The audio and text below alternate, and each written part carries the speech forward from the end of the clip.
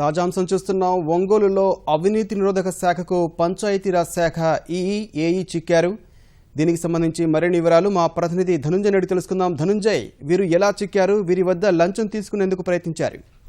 జిల్లాని రాష్ట్ర వ్యాప్తంగా కొన్ని ప్రాంతాల్లో ఇవాళ అవినీతి నిరోధక శాఖ అధికారులు విజృంభించారు. మొత్తానికి ప్రకాశం జిల్లాలో 2 అధికారులు, అలాగే నెల్లూరు జిల్లాలో మరొక అధికారి కూడా మా ఏసీబీ వాళ్ళు దొరికిపోయారు. ఏసీబీ లంచం తీసుకుంటూ పెద్ద ఎత్తున డబ్బులు లంచం తీసుకుంటూ వీరు ఏసీబీ వాళ్ళకి చిక్కారు.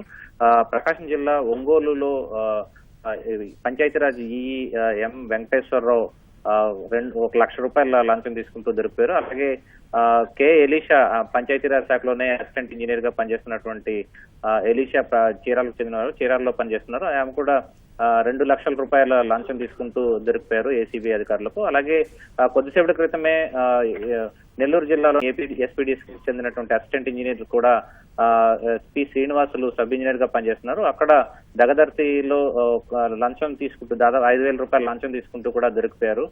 ఇలా ఒక్కసారిగా మూడు చోట్ల ఏసీబీ అధికారులు ఈ ట్రాప్ కేసులు నిర్వహించారు. ఈ కేసుల్లో 3 అధికారులు ఒకేసారి దొరికిపోయారు. అయితే ఇందులో పంచాయతీరాజ్ శాఖకు చెందినటువంటి 2 అధికారులు ఉన్నతాధికారులు ఉండడం విశేషంగా చెప్పుకోవాలి. ధన్యవాదాలు ధనంజయ్.